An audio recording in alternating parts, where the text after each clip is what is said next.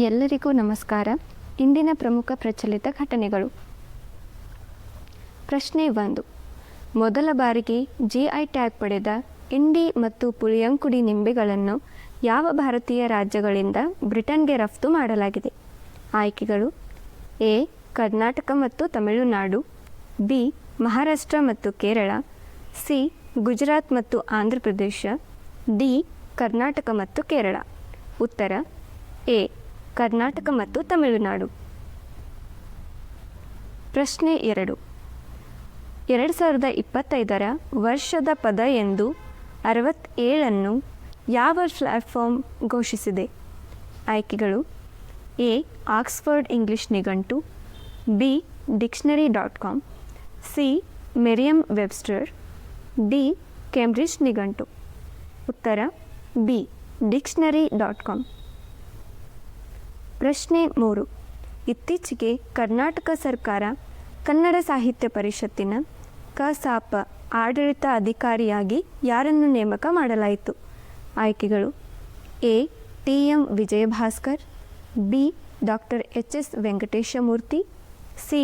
Rajkumar Khatri, D. KM. Gayatri. ಉತ್ತರ D. KM. Gayatri. ಪ್ರಶ್ನೆ 4. ಭಾರತದ ಅತಿ ಭಾರವಾದ ಸಂವಹನ ಉಪಗ್ರಹವನ್ನು ಹೊತ್ತಿರುವ LVM-3 ರಾಕೆಟ್ನಿಂದ ನವೆಂಬರ್ 2ರಂದು ಉಡಾವಣೆಯಾಗಲಿರುವ ಇಸ್ರೋ ಮಿಷನ್ ಯಾವುದು? ಆಯ್ಕೆಗಳು: A. Chandrayaan 3 mission, B. Aditya L1 mission, C. CMS-03 mission, D. Gaganyaan mission. ಉತ್ತರ ಸಿ. CMS-03 mission. ಪ್ರಶ್ನೆ 5. ಮುಖ್ಯ ನ್ಯಾಯಮೂರ್ತಿ ಭೂಷಣ್ ಆರ್ ಗವಾಯಿ ಅವರ ನಿವೃತ್ತಿಯ ನಂತರ ಭಾರತದ 53ನೇ ಮುಖ್ಯ ನ್ಯಾಯಮೂರ್ತಿಯಾಗಿ ಶಿಫಾರಸು ಮಾಡಲ್ಪಟ್ಟವರು ಯಾರು? ಆಯ್ಕೆಗಳು: ಎ. ನ್ಯಾಯಮೂರ್ತಿ ಸೂರ್ಯಕಾಂತ್, ಬಿ. ನ್ಯಾಯಮೂರ್ತಿ DY ಚಂದ್ರಚೂಡ್, ಸಿ. ನ್ಯಾಯಮೂರ್ತಿ ಸಂಜೀವ್ ಖನ್ನಾ, ಡಿ. ನ್ಯಾಯಮೂರ್ತಿ ಸಂಜಯ್ ಕಿಶನ್ ಕೌಲ್. ಉತ್ತರ ಎ. ನ್ಯಾಯಮೂರ್ತಿ ಸೂರ್ಯಕಾಂತ್. ಪ್ರಶ್ನೆ 6. ಮಾದರಿ ರಾಕೆಟ್ ತಂತ್ರಜ್ಞಾನ ಮತ್ತು ಕ್ಯಾನ್ಸ್ಯಾಟ್ ಇಂಡಿಯಾ ವಿದ್ಯಾರ್ಥಿ ಸ್ಪರ್ಧೆಯ ಗ್ರ್ಯಾಂಡ್ ಫೈನಲ್ ಯಾವ ರಾಜ್ಯದಲ್ಲಿ ನಡೆಯಿತು? ಆಯ್ಕೆಗಳು: A. Gujarat, B. Karnataka, C. Maharashtra, D. Uttar Pradesh. ಸರಿಯಾದ ಉತ್ತರ ಡಿ. ಉತ್ತರ ಪ್ರದೇಶ್. ಪ್ರಶ್ನೆ 7. ಇತ್ತೀಚೆಗೆ ಉಲ್ಲೇಖಿಸಲಾದ ಮೋಂತಾ ಚಂಡಮಾರುತದ ಹೆಸರನ್ನು ಯಾವ ದೇಶವು ಸೂಚಿಸಿತು? ಆಯ್ಕೆಗಳು: A. Bharat, B. Myanmar, C. Thailand, D. Bangladesh. ಉತ್ತರ ಸಿ. ಥೈಲ್ಯಾಂಡ್. ಮೋಂತಾ ಎಂದರೆ ಹೂವು ಎಂದರ್ಥ. ಪ್ರಶ್ನೆ 8. ಇತ್ತೀಚೆಗೆ ರಫೇಲ್ ಯುದ್ಧ ವಿಮಾನದಲ್ಲಿ ರಾಷ್ಟ್ರಪತಿ ದ್ರೌಪದಿ ಮುರ್ಮು ಅವರು ಐತಿಹಾಸಿಕ ಹಾರಾಟವನ್ನು ಯಾವ ವಾಯುನೆಲೆಯಿಂದ ಕೈಗೊಂಡರು? ಆಯ್ಕೆಗಳು: ಎ. ಪಠಾನ್ಕೋಟ್ ವಾಯುನೆಲೆ, ಬಿ. ಹಿಂದೋನ್ ವಾಯುನೆಲೆ, ಸಿ. ಶ್ರೀನಗರ್ ವಾಯುನೆಲೆ, ಡಿ. ಅಂಬಾಲಾ ವಾಯುನೆಲೆ. ಸರಿಯಾದ ಉತ್ತರ ಡಿ. ಅಂಬಾಲಾ ವಾಯುನೆಲೆ. ಪ್ರಶ್ನೆ 9.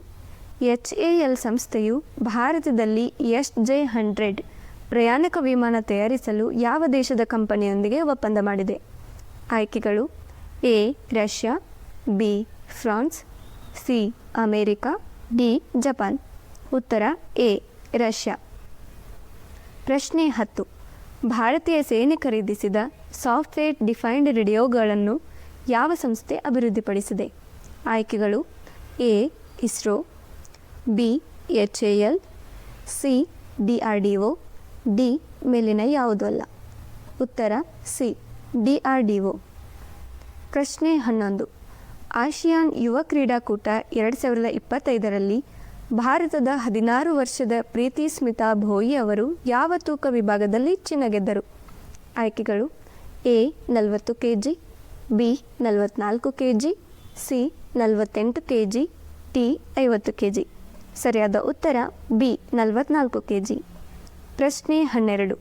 ಇತ್ತೀಚೆಗೆ ಪೇಟಿಎಂ ಎಷ್ಟು ದೇಶಗಳ NRIಗಳಿಗೆ UPI ಸೇವೆಯನ್ನು ಪರಿಚಯಿಸಿತು? ಆಯ್ಕೆಗಳು: ಎ. 12, ಬಿ. 13, ಸಿ. 15, ಡಿ. 18. ಉತ್ತರ ಎ 12. ಪ್ರಶ್ನೆ 13.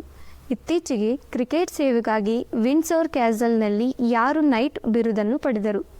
ಆಯ್ಕೆಗಳು A Joe Root, B Ben Stokes, C Alastair Cook, D James Anderson. ಉತ್ತರ ಡಿ ಜೇಮ್ಸ್ ಆ್ಯಂಡರ್ಸನ್. ಪ್ರಶ್ನೆ 14. 2025ರಲ್ಲಿ ವಿಶ್ವದ ಅತ್ಯಂತ ಹಿರಿಯ ರಾಷ್ಟ್ರದ ಮುಖ್ಯಸ್ಥರಾಗಿ ಯಾರು ಮರು ಆಯ್ಕೆಯಾಗಿದ್ದಾರೆ?